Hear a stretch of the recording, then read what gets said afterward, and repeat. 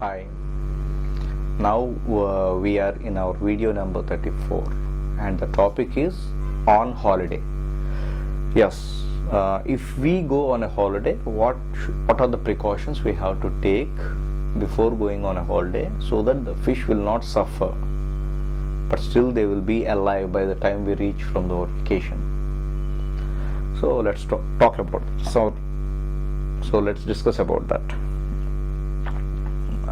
As I have always said, it's better to go for a bigger aquarium with very little fish. Means when compared to the fish and the aquarium, there should be more space or more freeness for the fish. Okay.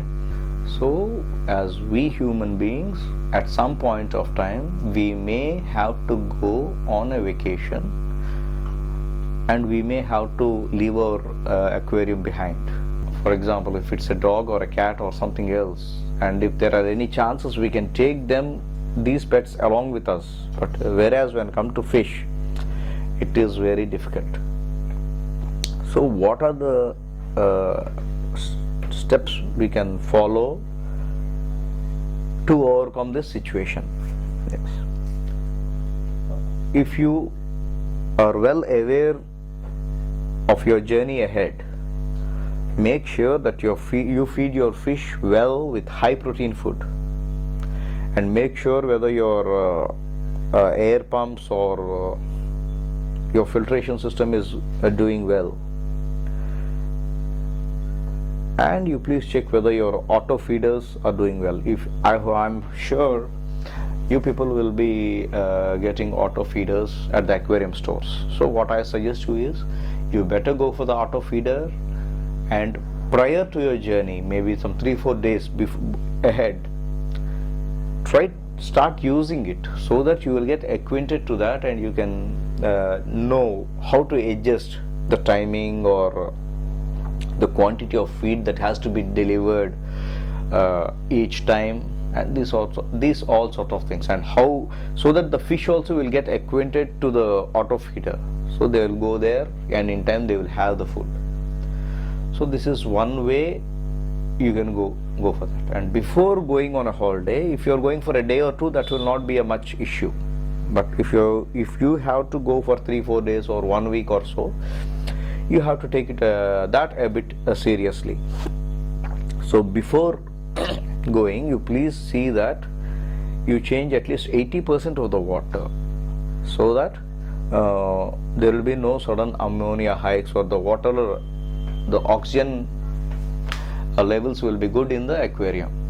So if there will be any power shortage, the fish may have some problem with the depleted oxygen levels, as the air pump doesn't work or the filtration system doesn't work.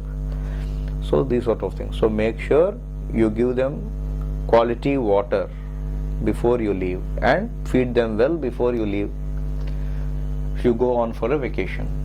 And if you have really good neighbors, please request them to take care of your fish, and if they say yes, please make sure that you make them get acquainted with the fish and the feeding schedule or the quantity of feed they have to give prior to 2-3 days prior to your journey, so that your neighbors will get acquainted.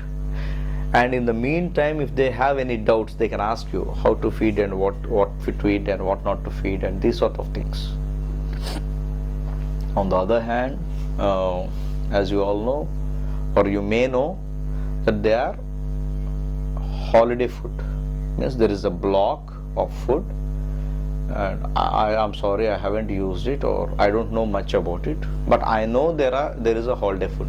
Means if you leave the food in that block in the aquarium, it slowly gets melted in a very slow pace, and as it starts melting, it starts releasing food. For example, this is the block. Slowly it melts, and the food here gets exposed, so the fish can come and eat. Even for that, if you want to use a holiday food, prior to your journey, make sure that the fish get acquainted to this holiday food, so that they will not starve. So these are the simple ways you can take care before you leave for a vacation. I want to share my own experience. That is, I used to have adult betta fish around up to 14 or 15, and in a big tank I used to have some 1 inch, half to 1 inch betta fry up to around 50 numbers. So what I have done, before I was supposed to go on a holiday for 4 days, and unfortunately there is no one to take care of the fish. So what I have done is, before if tomorrow I was supposed to leave them, today what I have done is, I have, for the betta fry, I have taken 20% of the top layer of water into a separate tank, and I have emptied or taken all the fish and perfectly cleaned the big aquarium and added water, the new water, and the rest 20% of water also I have added, and I have left the fry in that. So what I have done is, I went to a nearby creek. I have collected zooplankton, which live for up to 3-4 days or 5-6 days in our aquarium itself. So I have collected a good amount of that zooplankton, and I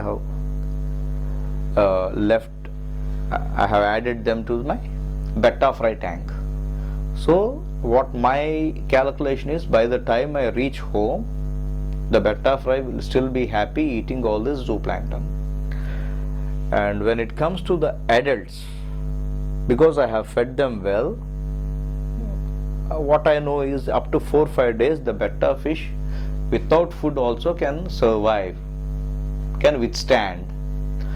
So with that confidence, I have planned accordingly. Though I haven't fed the fish for 4 days, they all did well. And the major advantage for me with the betta fish is, as the betta fish has the tendency of taking oxygen from above the surface, there is no need of oxygen pump as well for them.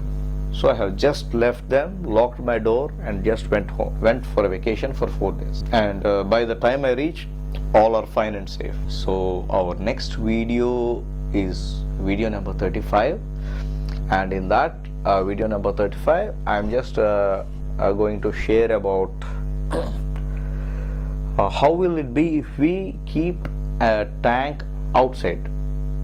If we keep a tank outdoors, it might be a big plastic tub or a big cemented tank or anything sort of thing.